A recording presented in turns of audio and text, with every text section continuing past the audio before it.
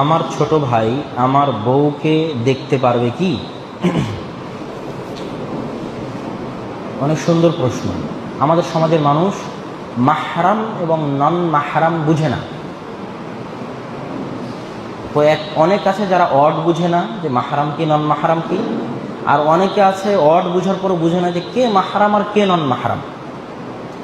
মাহরাম শব্দটা হারাম থেকে এসেছে। কি থেকে এসেছে? হারাম।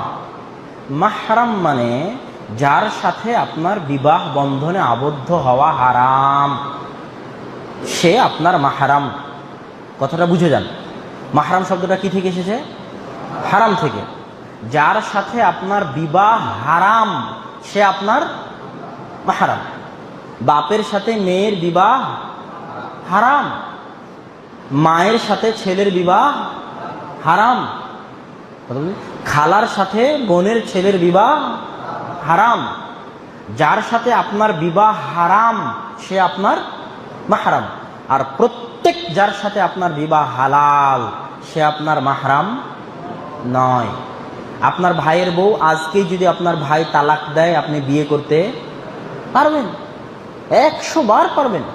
আজকে এখনই যদি আপনার ভাই মারা যায়, আপনি এখনই আপনার ভাইয়ের বউকে বিবাহ করতে, এখনই মানে 4 মাস 10 দিন ইদ্যত পালনের পর বিবাহ করতে পারবেন। অতএব তার সাথে বিবাহ হারাম। আপনার মামার বউ, আপনার মামি, আপনার মামা যদি আপনার মামিকে তালাক দেয়, আপনি আপনার মামিকে বিবাহ করতে পারবেন? আপনার মামা যদি মারা যায়, আপনার মামির ইদ্যত পালনের পর আপনি মামিকে বিবাহ করতে পারবেন? আপনার চাচি, আপনার চাচা যদি আপনার চাচিকে তালাক দেয়, আপনি চাচিকে বিবাহ করতে পারবেন? আপনার চাচা যদি মারা যায়, ইদ্যত পালনের পর আপনি চাচিকে বিবাহ করতে পারবেন? কেন? চাচির সাথে আপনার রক্তের কোনো সম্পর্ক নাই। অন্য ঘর থেকে তাকে উঠিয়ে নিয়ে এসে আপনার মামা বিয়ে করেছে, আপনার চাচা বিয়ে করেছে, তার সাথে আপনার বিয়ে হালাল। অতএব তিনি আপনার মাহরাম নয়। তার সামনে আপনি যেতে পাবেন না, তিনি আপনার সামনে আসতে পারবে না, আপনি তাকে দেখতে পাবেন না, তিনি আপনার সাথে দেখতে পাবে না। তাকে চেহারা ঢেকে রাখতে হবে। অতএব আপনি বুঝে গেছেন যে আপনার ভাই, ছোট ভাই আপনার বউকে দেখতে পাবে না। আর রাসূল সাল্লাল্লাহু আলাইহি ওয়াসাল্লামের এই বিষয়ে কঠোর হাদিস আছে যে দেবর হচ্ছে মৃত্যুর সমতুল্য। কিসের সমতুল্য? মৃত্যুর সমতুল্য। অতএব এই বিষয়ে কঠোরতা অবলম্বন করতে হবে। আর এই বিষয়ে কঠোরতা তখনই অবলম্বন করতে পারবেন যখন আপনার ভিতরে গায়রাহ, আরবিতে একটা শব্দ আছে গায়রাহ, গায়রাত, উর্দুতেও বলে গায়রাত মন্দ, মানে আত্মমর্যাদা সম্পূর্ণ। উট অনেক আত্মমর্যাদা সম্পূর্ণ। উট তার স্ত্রীর সাথে অন্য কোনো উটকে ওই সহবাস, ওই কাজে লিপ্ত হতে দিবে না।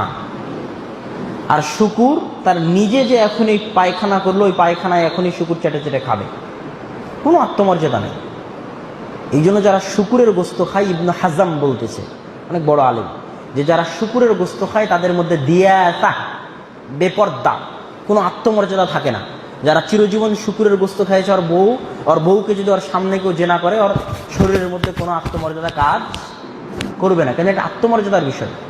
এই জন্য পেপসি, আরসি, কোকোকলা বা এরকম যে জিনিসগুলো আছে, এগুলোর অনেকের মধ্যেই যে আন্তর্জাতিক বিশ্ব যে শুকুরের চর্বি ঝুঁকাতে চায়, এই জন্য যেন মুসলমানদের মধ্যে দিয়াতা, আত্মমর্যাদা কমে যায় এবং বেপর্দা বেড়ে যায়। তো এটা আত্মমর্যাদার বিষয়। যখন আপনি আত্মমর্যাদাশীল হবেন, আপনার রক্ত যখন পুজ হয়ে যায়নি, এখনো রক্ত আছে, তখন আপনি আপনার বউকে কাউকে দেখতে দিবেন না। আর যখন আপনার রক্ত আর রক্ত নাই, পুজ হয়ে গেছে, তখন আর এই হাদিস কোরআন বলেও কিছু করা যাবে না।